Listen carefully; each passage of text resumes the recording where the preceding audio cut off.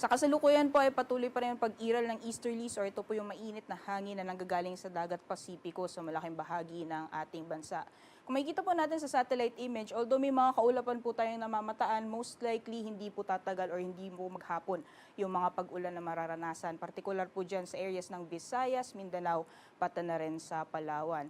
Samantalang kung makikita din po natin sa satellite image, may mga kaulapan din po tayong namamataan dito sa may silang bahagi ng Visayas. So most likely by tanghali, makakaranas po tayo ng mga pag-ulan, lalong-lalo na silang bahagi ng Kabisayan at Mindanao. Pero hindi naman po ito tatagal ng maghapon. So most likely by afternoon ay huhupa po yung mga pag-ulan. So asahan pa rin po natin magpapatuloy yung mainit na panahon ngayong araw sa malaking bahagi ng ating bansa.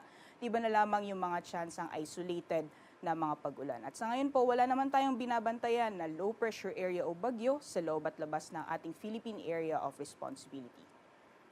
Sa magiging lagay ng panahon ngayong araw dito sa Luzon, magpapatuloy pa rin yung mainit at maalinsangang panahon at may mga tsansa pa rin ng mga isolated na mga pag-ulan. At asahan din po natin magpapatuloy o mararanasan pa rin natin yung matataas na mga maximum temperatures, lalong-lalo na dito sa Tugigaraw na posibleng umabot ng 37 degrees Celsius maximum temperatures. Para sa Lawag naman ay aabot ng 33 degrees Celsius, samantalang yung agwat ng temperatura para sa Metro Manila maglalaro mula 25 to 34 degrees Celsius. Maximum temperatures naman para sa Tagaytay at Legazpi City aabot ng 32 degrees Celsius at yung agwat naman ng temperatura para sa Baguio maglalaro mula 17 to 26 degrees Celsius. Gayon din yung magiging lagay ng panahon dito sa nalalaming bahagi ng ating bansa at gaya po ng nasabi natin kanina, may tsansa po na makakaranas ng mga pag-ulan pagdating ng tanghali sa areas po ng Eastern Visayas at Caraga. At hindi naman po ito tatagal, most likely by afternoon ay aaliwalas po ulit yung panahon.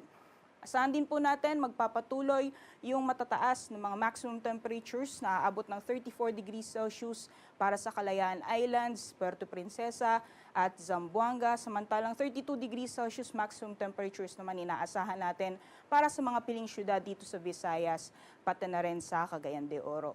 Dito naman sa Metro Davao, agwat po ng temperatura inaasahan maglalaro mula 24 to 33 degrees Celsius. Sa kalagayan po ng ating karagatan, wala pa rin po tayong gale warning na nakataas sa anumang baybayin ng ating bansa. Asahan pa rin po natin yung banayad hanggang sa katamtaman ng mga pag-alon, kaya malaya pa rin po mga kapalaot yung ating mga kabayan na may mga maliit na sakyang pandagat. At para po sa magiging lagay ng panahon sa buong bansa, hanggang sa darating na Huwebes ay patuloy pa rin po yung mainit at malinsangang panahon na may mga tsansang isolated mga pagulan dahil wala naman po tayong inaasahan na weather system na posibleng magdulot na maghapon ng mga pag-ulan sa mga susunod na araw sa anumang bahagi ng ating kapuluan.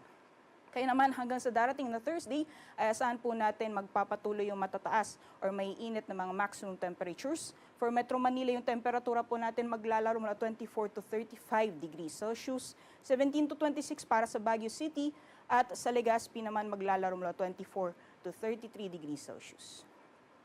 Yun din sa mga temperatura sa mga piling syudad dito sa Visayas, for Metro Cebu maglalaro mula 25 to 32 degrees Celsius, 27 to 33 para sa Iloilo, at maglalaro naman mula 25 to 33 degrees Celsius para sa Tacloban.